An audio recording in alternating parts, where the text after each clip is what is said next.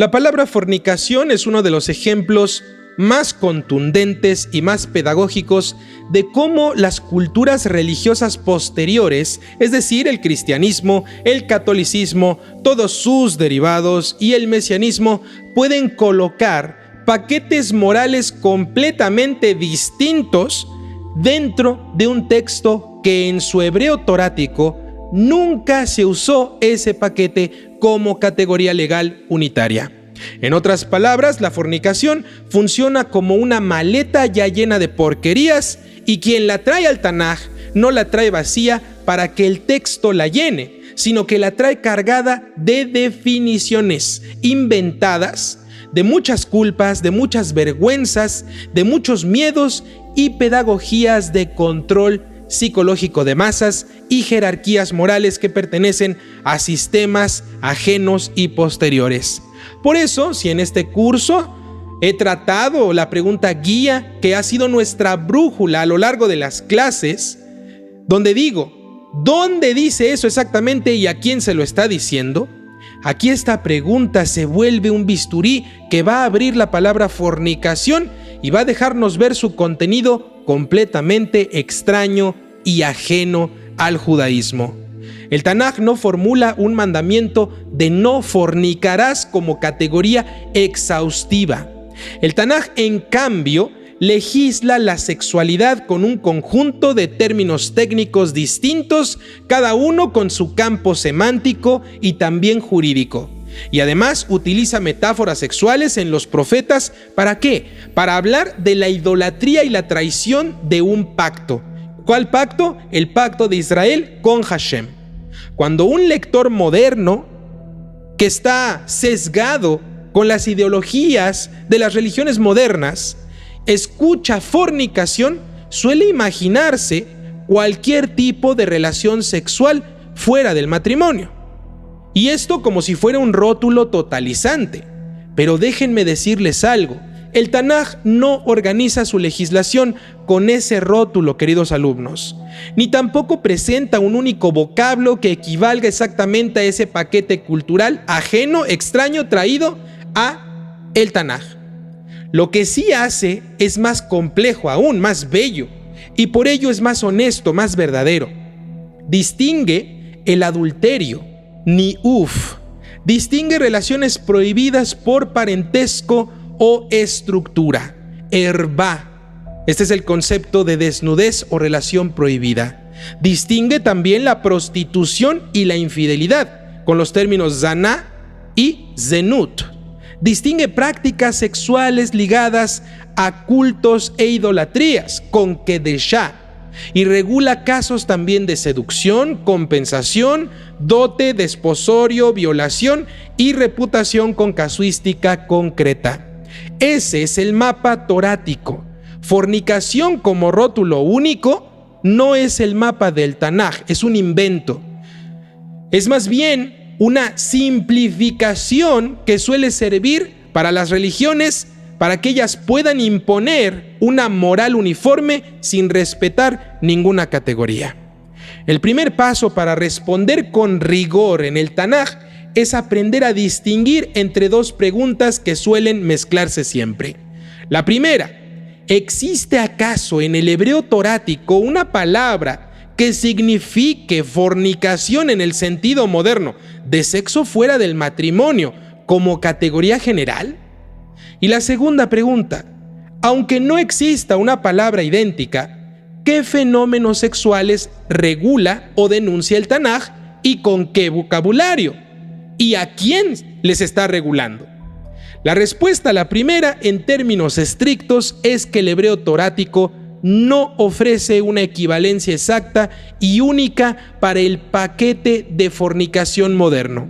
Y la prueba no es un argumento de autoridad, sino el hecho de que cuando el Tanaj legisla, no dice lo tizné, que es no zanearás, como sustituto del no fornicarás genérico que todos sabemos que se maneja en las diferentes religiones.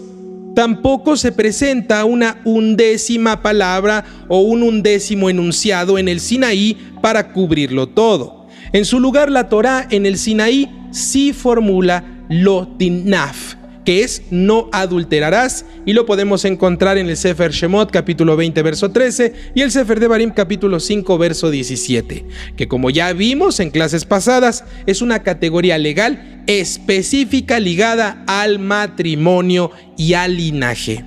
Así, cuando los sistemas posteriores traducen o andan predicando la fornicación como si fuera sinónimo del mandato del decálogo, están haciendo un reemplazo semántico. Cambian una categoría del Tanaj por una categoría cultural posterior. Esa operación es el núcleo del verdadero problema. El Tanaj no está callando sobre la sexualidad, está hablando con precisión distinta. Ahora bien, el candidato más cercano que la gente suele invocar para la palabra y el término fornicación es el campo de zaná, que es prostituirse o ir en infidelidad. Y también zenut, que se ocupa también como prostitución o infidelidad. Pero aquí ocurre un error hermenéutico súper garrafatal. Se toma zaná como si fuera sexo fuera del matrimonio en lo abstracto, cuando en realidad el Tanaj está usando este término en su uso más amplio y en muchos sfarim proféticos abrumadoramente metafóricos. Por ejemplo, en Hosea se usa un lenguaje de prostitución e infidelidad como símbolo de la idolatría y las alianzas traicioneras que hizo Israel a lo largo de la historia con naciones extranjeras. Se dice que la nación se prostituye tras otros Elohim, tras otros poderes, tras otros dioses. No necesariamente porque el texto esté hablando de un catálogo de actos sexuales físicos, no es así, sino porque está utilizando la gramática metafórica de la infidelidad conyugal para describir la traición del Brit, la traición del pacto. También el profeta Yehezkel y el profeta Yirmiyahu emplearon esta retórica nupcial de manera intensa. En estos contextos, traducir zaná como fornicación en el sentido moral sexual moderno, lo que produce es una doble distorsión, yo lo llamaría una doble aberración.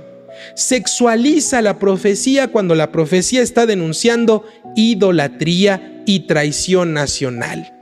Y una segunda aberración es que a la vez se moraliza la idolatría reduciéndola a simplemente pecados sexuales. El Tanaj en su retórica elige imágenes sexuales porque son visceralmente comprensibles por el ser humano. Todos entienden la repulsión de la infidelidad y por eso esa imagen sirve para mostrar la gravedad de abandonar a Hashem, de traicionar el pacto. Pero la imagen no se convierte automáticamente en una legislación sexual general. Es una metáfora, entiéndanlo bien, no es un código.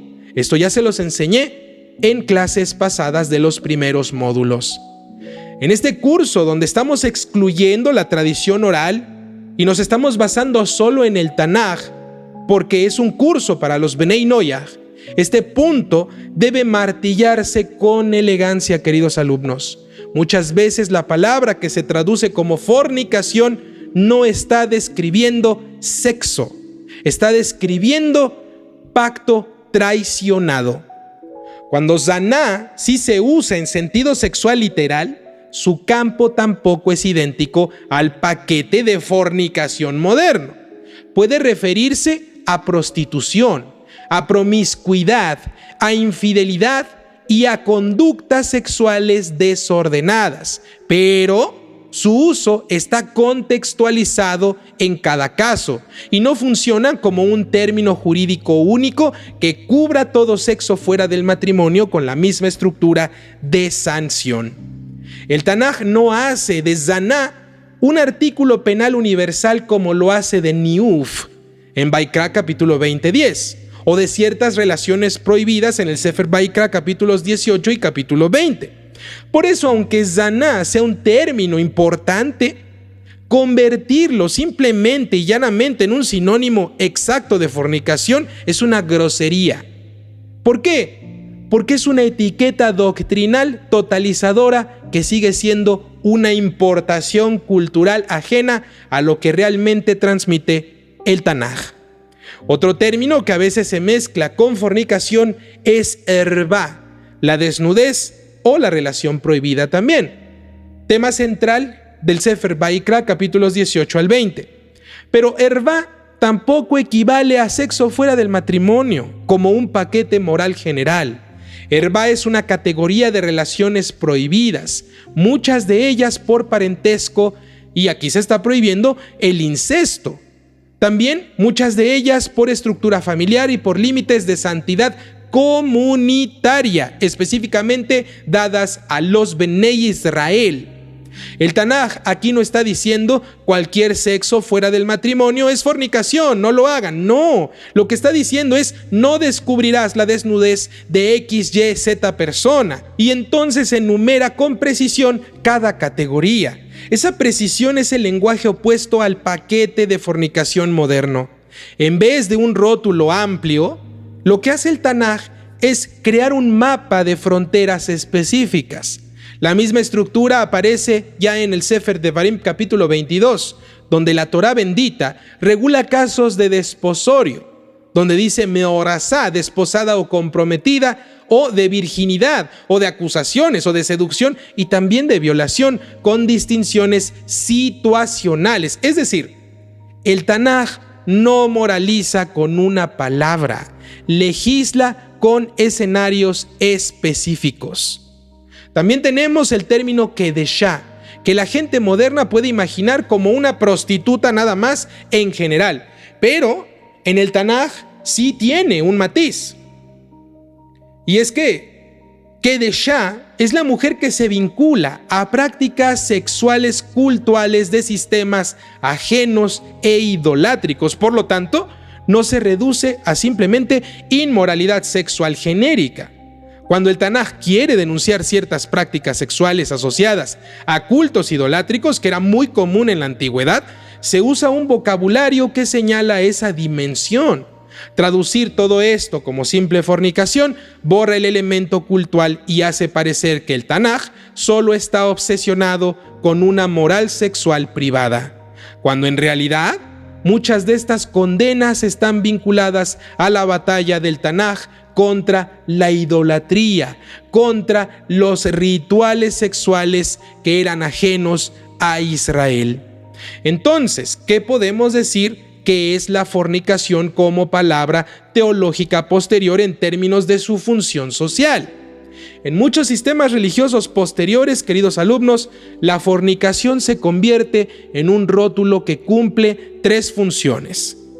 La primera es homogeneizar conductas muy distintas: adulterio, prematrimonialidad, prostitución, incestuosidad, violación, etcétera, etcétera, etcétera, dentro de una sola bolsa moral, borrando distinciones de víctima, de consentimiento, de vínculo y también de daño. Número 2. Permite predicar con autoridad sin entrar al detalle textual, porque basta decir fornicación y entonces la audiencia ya siente vergüenza. La audiencia comienza a sentir culpas, cargas pesadas que nunca les fueron impuestas. Número 3. Desplaza el centro del discurso religioso hacia el control excesivo de la sexualidad como marcador de pertenencia, porque la sexualidad es un campo donde lamentablemente hasta nuestros días la pobre gente alrededor del mundo es muy, pero muy vulnerable y fácil de gobernar por pena y vergüenza. El Tanaj, queridos alumnos, aunque trata la sexualidad con seriedad, no parece estar construido para esa triple función mentirosa que ocupan las demás religiones. El Tanaj distingue víctima y agresor, distingue vínculos matrimoniales y ausencia de vínculo, distingue caso consensuado y caso de coerción, distingue metáforas proféticas y también leyes penales, distingue orden cultural y conducta social. Por eso, cuando una religión imperante trae fornicación como paquete y lo deposita sobre nuestro Tanaj, lo que hace es repulsivo y muchas veces lo que está haciendo es reemplazar un sistema de categorías específicas por otro completamente ajeno y mentiroso. Y esa sustitución tiene consecuencias. Convierte al Tanaj en lo que no es, y entonces produce una lectura moralizante que ignora el Peshat, creando una religión completamente ajena y diferente a lo establecido. Ahora, quiero hacer una pregunta. ¿Equivale a algo del hebreo torático la fornicación o es simplemente un paquete cultural y religioso ideológico añadido después? La respuesta más fiel a nuestro método del curso es la siguiente, queridos alumnos. No hay ninguna equivalencia unívoca. Sí hay un conjunto de términos y escenarios que cubren aspectos de lo que las culturas posteriores metieron en la palabra fornicación. Si una persona quiere hablar en términos tanajíes, lo que debe es abandonar completamente ya el paquete cultural que estas religiones están tratando de imponer. Y entonces deben aprender el léxico correcto con su significado como tal.